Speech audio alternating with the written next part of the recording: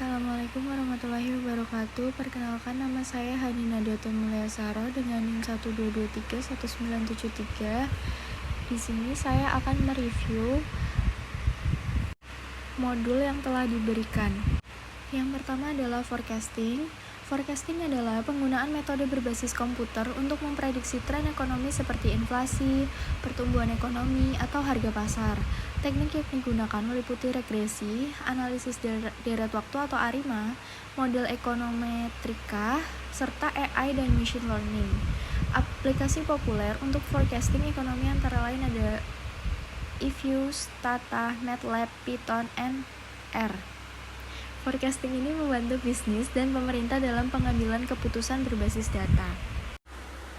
Pada blog saya terdapat pembahasan jawaban mengenai soal forecasting, ada 3 video dan sudah disertakan link YouTube-nya, bisa dilihat sendiri pada blog saya.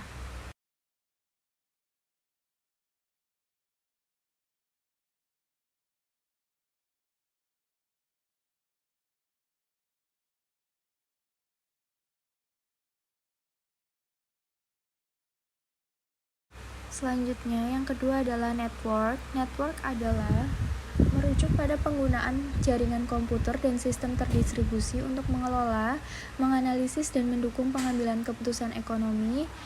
Mencangkup yang pertama, jaringan keuangan dan perbankan, memungkinkan transaksi online, trading saham, dan pembayaran digital. Yang kedua, big data dan cloud computing, atau memfasilitasi analisis ekonomi skala besar menggunakan layanan berbasis cloud. Yang ketiga, blockchain dan cryptocurrency, meningkatkan keamanan dan transparansi dalam transaksi ekonomi digital. Yang keempat, Internet of Things dalam ekonomi, mengumpulkan data real time dari industri dan pasar untuk analisis. Yang kelima, ada AI dan machine learning dalam ekonomi, menggunakan jaringan komputer ekonomi untuk memproses data dan membuat prediksi ekonomi. Aplikasi ini digunakan di sektor keuangan, bisnis, dan pemerintahan untuk meningkatkan efisiensi dan akurasi dalam analisis ekonomi.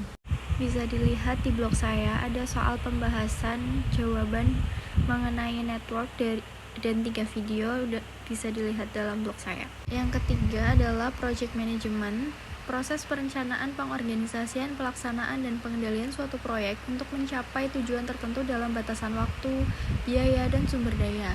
Ini mencakup penentuan tujuan, alokasi sumber daya, manajemen risiko, koordinasi tim, serta evaluasi hasil. Metode yang sering digunakan meliputi waterfall, agile, dan scrum. Nah, ini adalah 2 video project management. Hasil pembahasan soal yang telah diberikan bisa dilihat di blog saya, ada link YouTube-nya.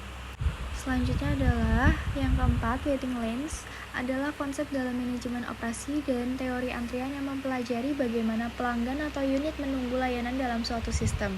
Ini digunakan untuk mengoptimalkan efisiensi layanan, mengurangi waktu tunggu, dan meningkatkan kepuasan pelanggan. Model antrian sering diterapkan di perbankan, rumah sakit, manufaktur, dan transportasi untuk mengelola kapasitas dan sumber daya secara efektif. Di blog saya terdapat pembahasan mengenai waiting lanes dan ada 4 video yang terdapat pada blog saya. Sudah disertakan link YouTube-nya juga, bisa dilihat di blog saya. Selanjutnya, yang kelima adalah productivity atau produktivitas adalah ukuran efisiensi dalam menghasilkan output dibandingkan dengan input yang digunakan secara umum. Produktivitas dihitung dengan rumus productivity sama dengan output per input.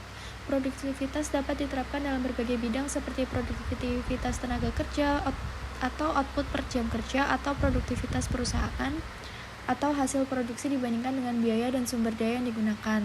Meningkatkan produktivitas berarti menghasilkan lebih banyak sumber daya yang sama atau lebih sedikit. Nah, ini adalah hasil pembahasan mengenai soal productivity. Ada 2 video di blog saya, sudah disertakan link YouTube-nya juga. Selanjutnya, yang terakhir adalah quality control. Quality control adalah proses untuk memastikan bahwa produk atau layanan memenuhi standar yang ditetapkan. Ini melibatkan inspeksi, pengujian, dan perbaikan untuk mencegah cacat dan meningkatkan kepuasan pelanggan.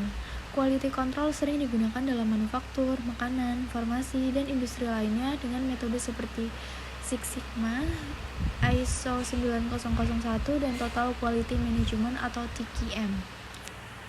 Dan ini terdapat pada soal pembahasan di blog saya. Ada quality control 2 video dan sudah disertakan di YouTube-nya juga. Bisa dilihat sendiri di blog saya. Sekian penjelasan mengenai review materi dari saya. Maaf bila ada kesalahan kata. Terima kasih. Wassalamualaikum warahmatullahi wabarakatuh.